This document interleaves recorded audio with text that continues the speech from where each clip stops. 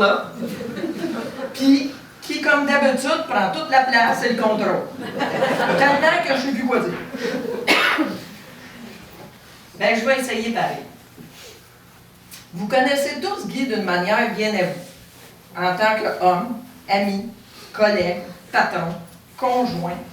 Mais moi, je vais vous parler de Guy en tant que père. Guy, c'est un père pas pire. Pas mieux, pas pire. Mais c'est mon père.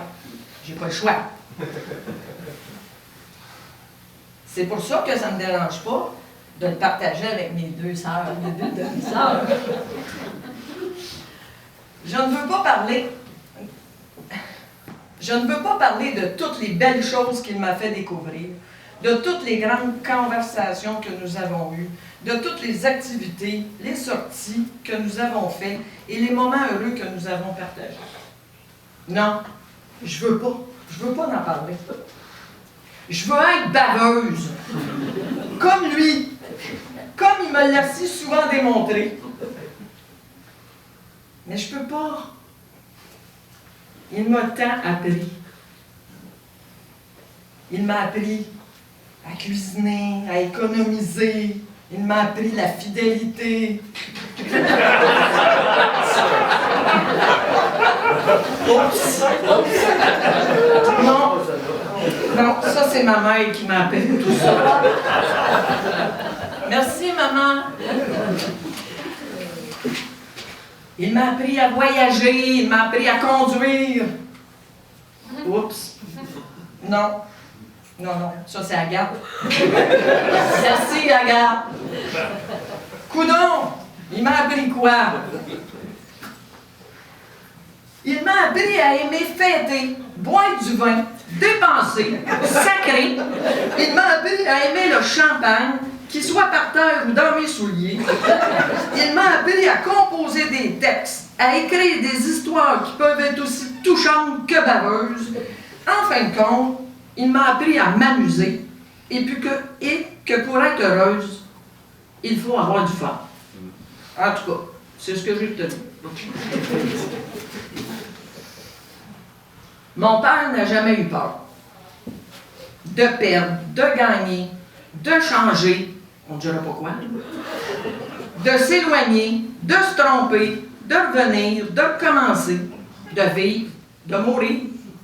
Il n'a peur de rien, sauf dernièrement, la maudite COVID. Non, c'est pas vrai. Plus jeune, quand j'allais le voir, il y a une chose qui avait vraiment peur. C'était que je décide de rester bien longtemps. Tout le temps. Je comprends pas. Pourtant, moi, sage et si adorable, aujourd'hui, je comprends, j'aurais fait la même chose. J'aurais eu peur. Bon. Là, vu que je ne sais plus trop quoi dire, étant donné qu'il a parlé pendant 2 heures, je vais conclure avec ce petit texte qui décrit bien mon père. Un père, quelquefois absent, mais à la fois toujours présent. Un ami quelquefois, un confident parfois, mais toujours un père. Qui, plus tard, très tard j'espère, sera toujours aussi présent dans son ultime absence.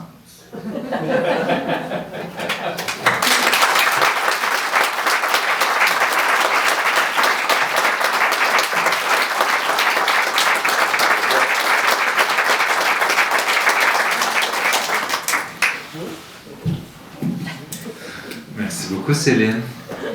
La pomme n'est pas tombée loin de moi. Formidable. S'il y en a parmi vous, tantôt, qui ont plein d'anecdotes qui remontent parce qu'on est là-dedans aujourd'hui, je ne gênerai pas pour vous les partager entre vous. J'ai eu la chance de parler un petit peu plus tôt dans les 2 dernières années, pendant qu'on préparait ça. Quelqu'un de formidable qui a préparé un autre hommage pour toi, mon beau Guy. Et c'est Martin que je vais inviter. On peut l'applaudir, ça m'encourage.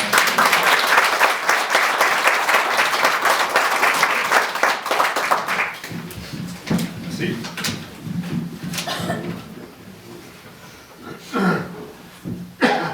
Quand on m'a parlé de rendre un hommage à Guy, c'est sûr tout de suite, mon premier réflexe a été oui. Ça a été oui, je me suis dit, je peux pas offenser cette grande dépouille-là.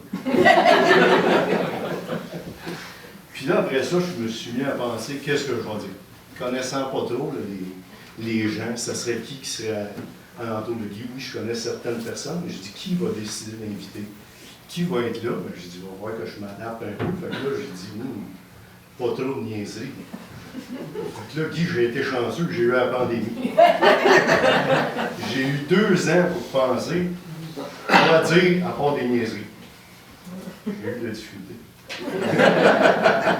Mais comme je suis né sur une bonne étoile, il y a eu la pandémie. Mais donc, face à part, j'ai plein de beaux souvenirs de Guy. Moi, juste pour vous situer, moi j'ai connu Guy dans les années 90, début des années 90. Guy était mon patron.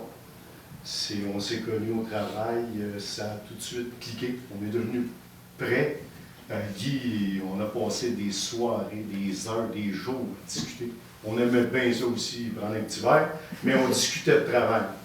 On a passé des heures et des heures à philosopher là-dessus. Puis je vous dirais qu'on s'est parlé encore, on s'est surpris au téléphone il y a à peu près 2 mois, puis on s'est mis à parler de job. Fait que, pour moi, Guy, c'est quelqu'un d'hyper important. Mais 2-3 affaires, des petites anecdotes, là, je vous dirais. J'ai changé un peu l'ordre de mon texte, Guy en écoutant parler pendant. Mais j'ai pas battu ma feuille, moi j'étais un peu plus lent.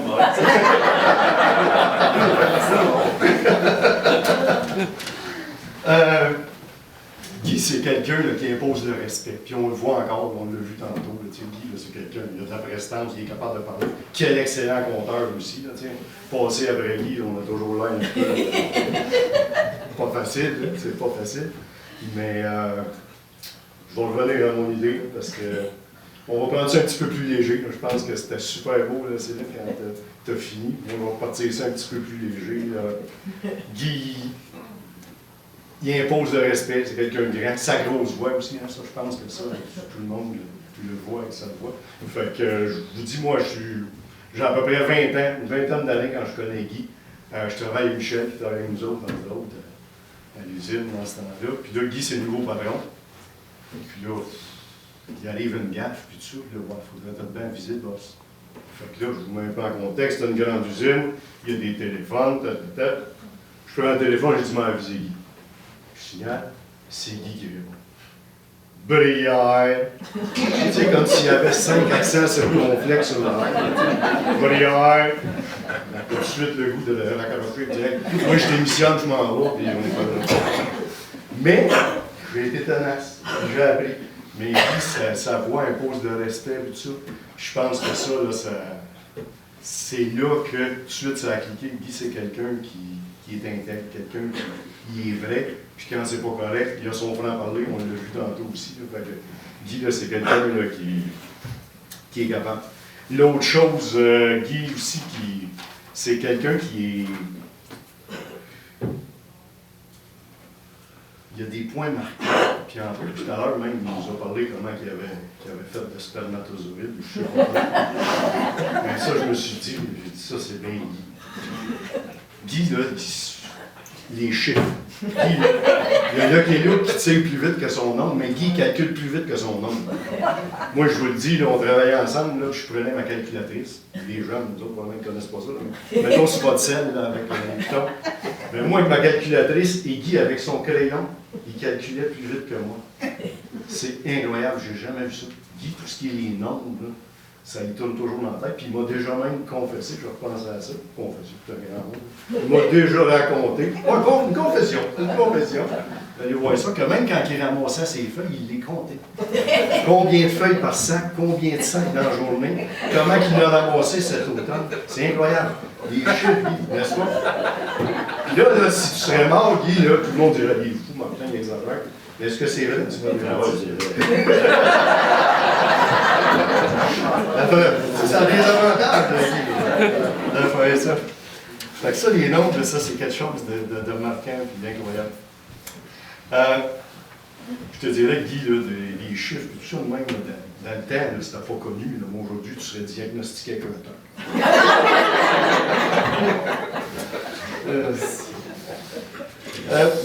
Moi, j'ai connu Guy via le travail, comme je vous disais.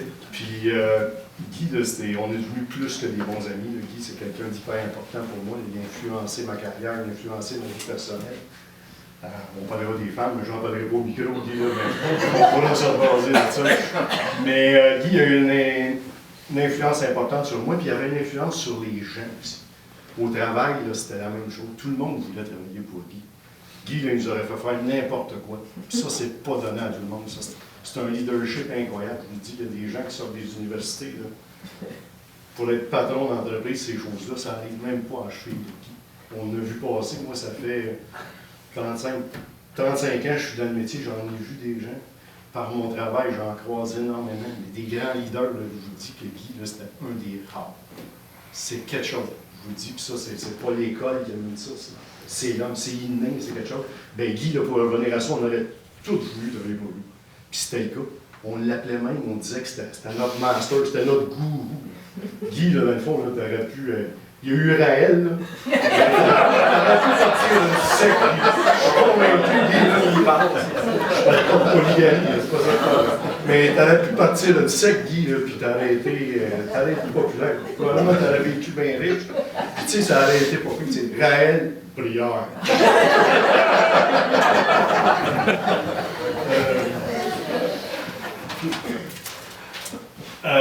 Ce qu'on va aussi se rappeler de Guy, là, bien évidemment, puis Céline en parlait, puis toi-même tu l'as mentionné, le Guy, c'est un gars festif. Hein? Festif, il aime les gens, il aime ça. Il aime ça avoir du monde alentour de lui. Pour lui, les gens, c'est important. Ça, c'est Guy. Puis qui dit festif aussi du alcool. Fait que, tu sais, là, Guy, là, il a toujours bien su profiter de la vie. C'est une autre affaire, tu m'as influencé, Guy. Je vous dirais que ça, je me rappelle, là, je repensais à ça tantôt en m'en venant, puis j'en parlais avec Michel. Puis dans ta présentation, tu l'as un peu amené aussi. On travaillait de soir à l'époque. On était beaucoup plus jeunes. Guy, moi, tu étais plus jeune, mais tu étais plus vieux que moi. Puis Guy, c'était le nouveau boss à l'usine à Geneviève. Puis Guy, c'était